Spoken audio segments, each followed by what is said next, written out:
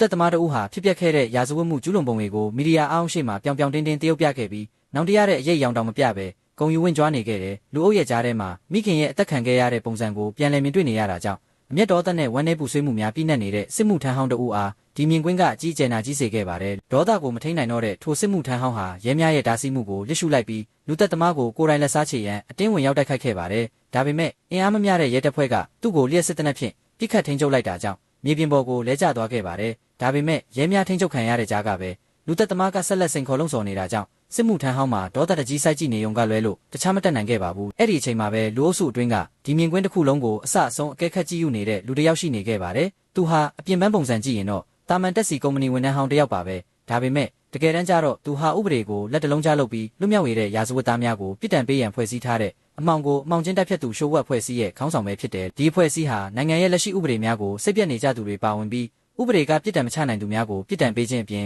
တရားမျှတမှုကိုဆောင်ကျဉ်သူများဖြစ်မိမိတို့ကိုခံယူထားသူတွေပါဝင်ပါတယ်ခေါင်းဆောင်ဟာချက်ချင်းပဲစစ်မှုထမ်းဟောင်းရဲ့အချက်လက်များကိုလျင်မြန်စွာစုံစမ်းရရှိခဲ့ပြီးသူတို့ရဲ့အဖွဲ့တွင်းပါဝင်ရန်ဖိတ်ခေါ်ခဲ့ပါတယ်အဖွဲ့အစည်းရဲ့ရည်ရွယ်ချက်ကိုရှင်းပြပြောဆိုပြီးနောက်မှာတော့မိခင်ကိုတတ်သွားတဲ့သူကိုလက်တော့ပြန်ခွင့်မရပဲဒေါသများပြင်းထန်နေတဲ့ထိုစစ်မှုထမ်းဟောင်းဟာတစ်စက္ကန့်မျှပင်မတွေဝေပဲချက်ချင်းလက်ခံသဘောတူလိုက်ပါတယ်မကြခင်ပဲသူရဲ့ပထမဆုံးတာဝန်ကိုခြေပုံစွာထမ်းဆောင်ဖို့အချိန်ရောက်လာခဲ့တဲ့ပြစ်မှတ်ကတော့ကလေးမလေးတဦးကိုအထမပြုခြင်းတက်ဖြတ်ခဲ့တဲ့ရာဇဝတ်ကောင်တဦးအားစိတ်ယောဂရှိသည်ဟုတရားရုံးကဆုံးဖြတ်ကပြစ်ဒဏ်လျှော့ပေါ့ပြီးလွှတ်ပေးလိုက်တဲ့သူတဦးဖြစ်ပါတယ်တရားရုံးရဲ့ဆုံးဖြတ်ချက်ကြောင့်အမျက်ဒေါသထွက်နေတဲ့လူများရှေ့မှာရာဇဝတ်ကောင်ကဟန်ဆောင်တောင်းပန်မှုများပြုလုပ်ခဲ့ပြီးနောက်အကျဉ်းဦးစီးရာရှိများရဲ့အဆောင်ရှောက်တဲ့တက်စီတစီပေါ်ကိုတက်ရောက်သွားခဲ့တယ်ဒီတက်စီဟာသူ့အတွက်ကြောင့်မဖွယ်ကောင်းတဲ့အိမ်မက်ဆိုးများရဲ့အစဖြစ်လာမယ်လို့သူလုံးဝမသိခဲ့ဘူးစစ်မှုထမ်းဟောင်းဖြစ်သူကရာဇဝတ်ကောင်ကိုတင်ဆောင်ကနေရာတစ်ခုစီဥတီမောင်းနှင်ခဲ့ပြီးမီဒီယာကားများလည်းနောက်မှလိုက်ပါလာခဲ့ပါတယ်ဒီအချိန်မှာပဲကားကိုရုတ်တရက်ချိုးကွေးလိုက်ပြီးဝေးလံတဲ့လမ်းကျန်းပေါ်ကိုမောင်းဝင်လိုက်ပါတယ်အဖွဲ့အစည်းရဲ့တခြားဖွဲ့ဝင်များကနောက်မှလိုက်လာတဲ့မီဒီယာကားများကိုဘန်ကားတစ်စီးနဲ့ပိတ်ဆို့ထားလိုက်ပါတယ်